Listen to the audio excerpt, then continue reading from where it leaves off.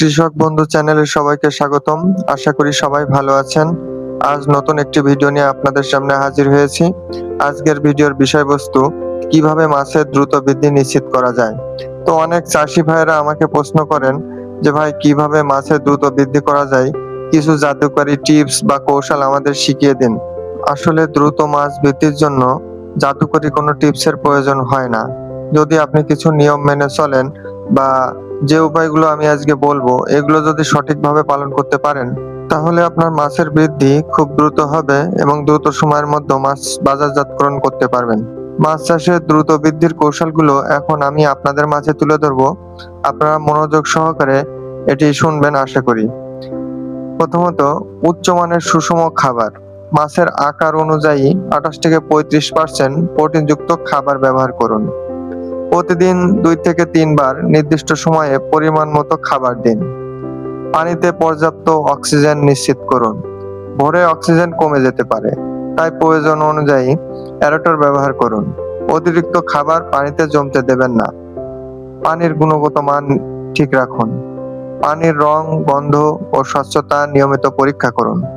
প্রয়োজনে 10 থেকে 20% পানি পরিবর্তনের ব্যবস্থা করুন।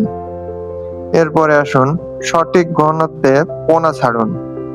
অতিরিক্ত ঘনত্বে মাছ ছাড়লে খাবার ও অক্সিজেনের প্রতিযোগিতা বাড়ে, ফলে বৃদ্ধি কমে যায়। নিয়মিত চুন ও প্রয়োজনে সার ব্যবহার করুন। পুকুরের পরিবেশ ভালো রাখতে মাটি পানির অবস্থা অনুযায়ী চুন ব্যবহার করুন। বিশেষজ্ঞের পরামর্শ অনুযায়ী জৈব বা রাসায়নিক সার প্রয়োগ করুন। রোগ প্রতিরোধ সতর্ক থাকুন।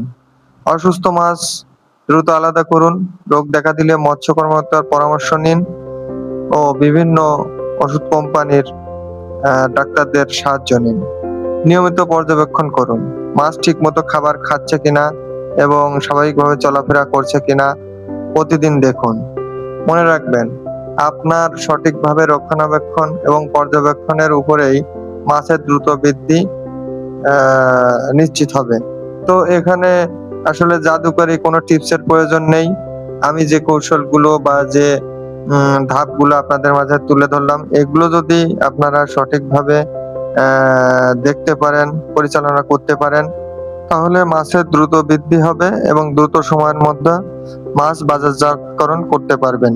তো আশা করি ভিডিওটি সবার অনেক উপকারে এসেছে এবং সবার কাছে অনুরোধ থাকবে চ্যানেলটি সাবস্ক্রাইব করে দেবেন এবং ভিডিওটি শেয়ার করে অন্যদের দেখার সুযোগ করে দেবেন। নতুন কোনো বিষয়ে যদি ভিডিওর প্রয়োজন হয় বা অন্য কোনো বিষয়ে যদি আপনাদের প্রশ্ন থাকে, তো সেই বিষয়ে অবশ্যই কমেন্ট করবেন।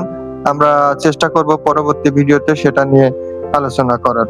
তো সকলকে ধন্যবাদ। ভালো থাকবেন, সুস্থ থাকবেন।